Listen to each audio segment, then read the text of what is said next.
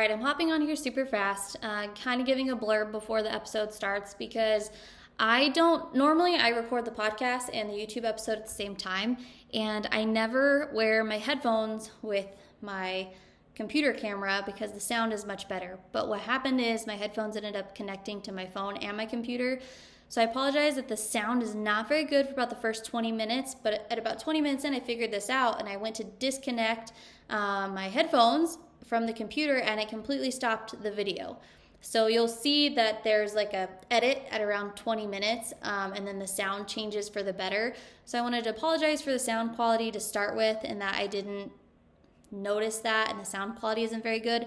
And then I apologize for like the little edit and hop to because something I don't ever want to do is go through and make these edited or polished, but it just completely stopped recording. So I had to restart the recording and remember what I was talking about and get started going again. But I appreciate you guys. Thank you so much for, taking the time to just listen and or watch this, and I'm super grateful for it. So I hope you enjoyed this episode. All right, everybody, welcome back to another episode of Valor and Virtue. I hope that you had a good week. This week I'm kind of excited. I've spoken on this topic a little bit before, a long time ago when I was kind of trying to do the podcast and all that kind of stuff. Sorry, this notebook's bugging me. But I want to hop into this more and kind of talk about it from a different angle because I think it's something that's super important, and I think it's something we understand when people tell us, but we don't actually put it into action. And I know a lot of times we wonder why are these people so successful? And whether that's in their work, their finances, their health and fitness, their marriage, anything like that, I think a lot of times I find people that are well, they're just successful because they got lucky, or they're successful because of the hand that they were dealt, or different things like that. And honestly, the older I get, and I don't think I'm ever going to have it figured out, but the older I get and the more I learn, what I've learned is, and what we're going to talk about today, is really the power of consistency in a positive way and in a negative way. And kind of what I wanted to title this and talk about today is that you will be successful in whatever you're consistent in. And that can be a positive thing or that can be a negative thing. And I have firsthand experience in this in many different areas of my life, as I think a lot of us do. And again, a lot of times these episodes come from conversations that I have with people just throughout the week, or that I've had with them throughout my career of coaching and owning a gym and that kind of thing. And the last couple of weeks, so currently what I do is I own an online programming business that also does nutrition coaching. And right now we're in the middle of a 30-day challenge. And, I've had a couple of people that have kind of already backed out of the challenge, and we've just made it to the halfway point. And a lot of times they feel overwhelmed. They feel like there's too much going on, and they just get stressed. And the point of something like a 30-day challenge for me as a coach is to build habits, and habits basically are doing something consistently, that will give you success in the health and fitness realm, the health and fitness space. Because I don't really believe in challenges as oh, let's do this detox, or let's do this really, really hard thing to lose a bunch of weight and then go right back to normal life. I don't think any of those are helpful, and I don't think they bring any benefit to anybody's life. I think they can actually be pretty hurtful. And I just don't really think there's a point to them. Now I understand maybe doing a mental challenge for a short period of time that has some physical aspects to it, those kinds of things to bring some clarity. But for me as a coach, anytime I do a challenge, the goal is to help people build habits that they can continue to do every single day of their lives for the rest of their lives, right? It's not this big extreme thing. And what I think people don't realize is a lot of times we talk about consistency in the sense of being positive, right? If you consistently eat well, if you consistently move, if you consistently get good sleep, if you consistently are hydrated enough, you'll be healthier. These things will benefit you. If you consistently save up your money for finances, if you consistently go on dates and pour into your marriage, all those things will be successful. But I think what people don't realize is that you can be consistent on the other end of the spectrum and you'll be successful at what you're consistent at, but it's a negative thing. So if you're somebody that just never works out, for instance, you're consistently not exercising and you are successfully not exercising. You are wildly successful in the realm of not exercising, right? Because you've been consistently not doing it. If you were to write it out on a month calendar and take those 30, 31 days and put it in front of you, and you're to put a check mark for every day you didn't work out, you would see you are really, really consistent at not working out. Therefore, you're successful at maybe not being fit. You're successful in not having a very good resting heart rate. You're successful at having a higher percentage of body fat. You're successful, but not in the good light. And I think we don't realize that consistency comes into play on both parts. And something I think that can be so helpful, and this is something that's always been really eye-opening to me, is to sit down and basically do a self-analysis of what you're consistent in your life. What do you do every single day for your health, for your mental health, like your physical health, your mental health, for your finances, for your relationships in your life, whether that be your marriage, boyfriend, girlfriend, family, children? What do you do consistently for your job to make yourself better in your job area? You are going to be successful in what you're consistent in. Do you consistently sleep in every day? Do you consistently stay up every night? Do you have a consistent bedtime and wake up time? Do you consistently go on dates with your significant other? Are you consistently sticking to your budget, or are you blowing it every couple weeks or every other month, or however you have that laid out? What you're consistent in is what you're going to be successful in. But success is not always in a positive light. And an example of this is just, it's probably gonna sound a little bit extreme. I've talked about it before, but in all of 2020 and some of 2021, I dealt with some serious phobia issues. And those developed from me being consistent on the negative side. Like I already said, I was terrified of getting sick and dying. And I still struggle with this. I still have my days. There's still some weird things that I do that people would be like, what the heck? like I wipe down my groceries with a Lysol wipe. Every single grocery, not like my fruits and veggies, but every single grocery item that comes in my house, I wipe it down before I put it away. I just do. It makes me feel better. It makes me feel safer. Is it logical? No, probably not. But have I come a really long way? Yes. So steps. But my point being in this is that at one point I consistently was successful in the negative. So every single day I did not go outside. I was very consistent in not stepping foot outside, not in my backyard, not in my front yard, not anywhere outside of my home. And I consistently became very mentally unhealthy from never getting in the sunshine, from never stepping outside and getting a breath of fresh air. I was successful at staying inside. I was very successful at, quote, keeping myself safe. Okay, but I was very unsuccessful on the other spectrum. So you have to decide, what do you want to be successful in life? Do you want to be successful in never going outside? Do you want to be successful in lacking mental health because you never get in the sunshine and you never get the fresh air? Or would you rather be successful about never going outside and maybe never getting a germ? Right? That was a decision that I made back then. And I was very successful with the choice that I made at the time. But was it the right choice or a wise choice? No, it wasn't. So you have to stop and you have to do a self-analysis of, what areas of my life do I want to be successful in? And write them down. Take a minute, write them down, grab a piece of paper, sit down, and you can list out the categories. Do I want to be successful in finances? Do I want to be successful in relationships? What do I want to be successful in with my children?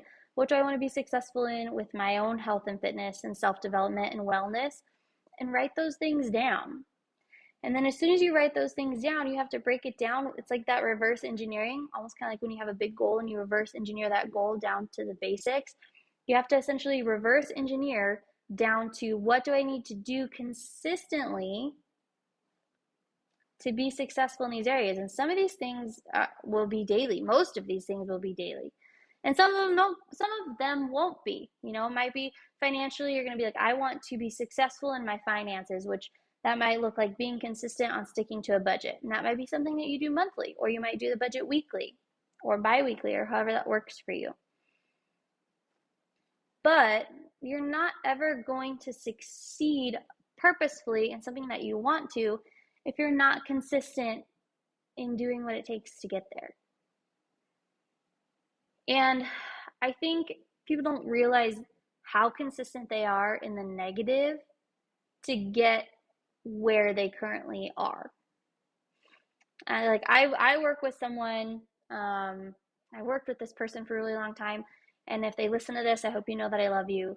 I'm not going to say names, but they deal with, they call it a food addiction, which I think you can have an addiction to anything. I had an addiction to like staying inside and like cleaning. Like I had a cleaning addiction back when I was dealing with my phobias. Everything had to be clean, and I wore gloves for everything, even inside my own home. And it's just like I was addicted to making sure it was clean enough, right? Like you can have an addiction to pretty much anything you choose to have an addiction to.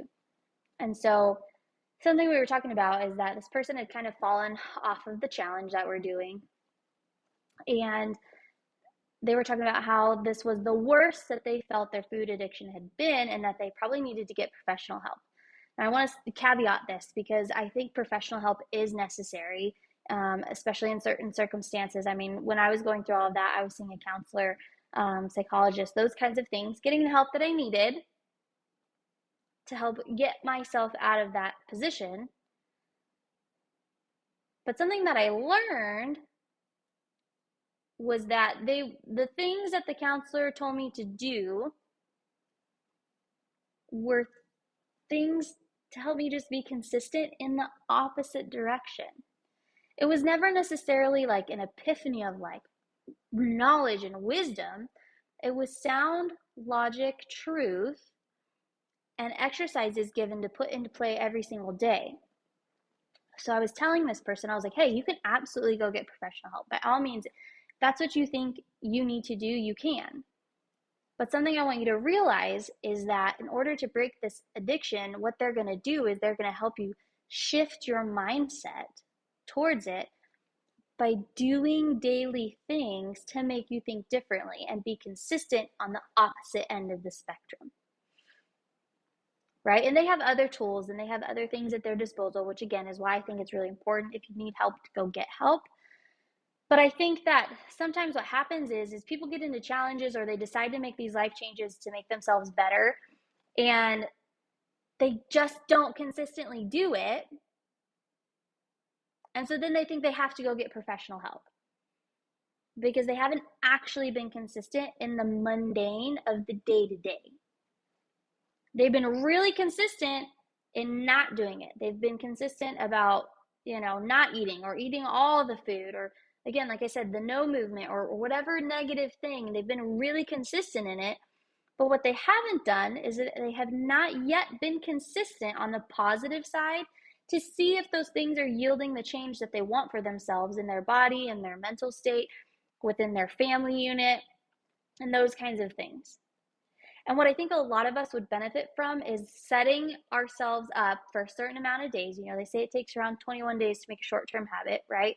That's why I like a 30-day challenge, but being like, hey, if you can consistently do this day in and day out, and of course we're all going to mess up and we're going to have a day here and there. But if you can be consistent in this one area, I guarantee you're going to have some success there. I believe it's physically impossible to not be successful if you're consistent in something. If I consistently stick to my budget and put savings away, I'm going to be financially successful. If I consistently pour into my marriage by going on a date every week and pouring into my husband and, feeding his love languages that he has, my marriage is going to be successful. If I consistently work out in a healthy manner, I'm going to be healthy. If I consistently eat whole foods, meat, fruits, veggies, unprocessed foods, I'm going to be healthier than the average person. I'm going to be successful in these areas because I'm consistently performing in the things I want to be successful in. And it works in the opposite direction as well. So I think a lot of times we can save ourselves the hassle of being like, oh, I'm a failure and I have to see a professional and da da da. Again, there's a time and a place to do that, and I believe it's necessary. But I think for the majority of people, seeing that professional drives them to be consistent to see the change, which again is why sometimes I think it's necessary. I know when I was going through what I was, my husband told me all the same things that she did. I had friends tell me all the same things that she did. But my counselor, psychologist, was both. She got me to be consistent in things, and they were simple things. But that being said, find someone that can do that for you if for some reason you feel you can't do it for yourself. But you're not going to be successful until you do it. You can go see all the counselors, you can go see all the therapists, you can go see all the nutritionists, dietitians, fitness coaches. You can go see them all. But you're not going to be successful until you consistently stick to what they're telling you to do. And I'm super guilty of this. Let's just go back to the health and fitness, for instance. How many times have we started a challenge and not finished? Or how many times have we started a workout program and maybe it's 8 weeks long, and we've gotten halfway through and we've been like, I'm not seeing results. I'm done. I'm not having fun. I'm not seeing results. I don't want to do it. Or how many times have we done that with a diet? Right? I'm going to do Whole30. And we get like 15 days in. We don't feel any different. Our weight hasn't changed. Or maybe you're counting macros. It's probably a better example. And you're like, nope, I'm done. It's not working. I'm going to go try keto. And then you do keto. And you do it for maybe like 20 days. And you're like, oh, I'm seeing some results. And then you do it for another 10 days. And you're like, oh, okay, I'm at 30 days. Then you're like, oh, I'm tired of it. I just want to go eat all my carbs. Whatever it may be, we hop around because we get bored. Consistency is doing the same thing over and over and over again, right? We're being consistent in what we want to be successful in. But the problem is we get bored and we think we're not seeing results, but we really haven't been as consistent as we need to for the amount of time that we need to be. And so we hop onto the next train or the next bandwagon and we try something else. And then we're unsuccessful. We begin to tell ourselves we're a failure. We begin to tell ourselves we're not good enough. We begin to tell ourselves we can't do it because look at all the times that I failed. Well, the reality is you never even really started. You never even really finished.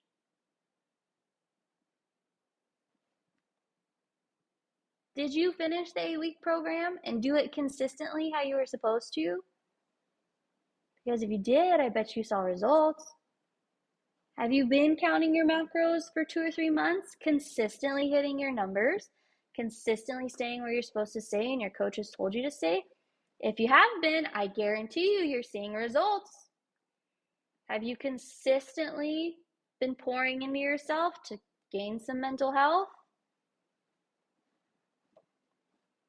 Those are questions you have to answer for yourself.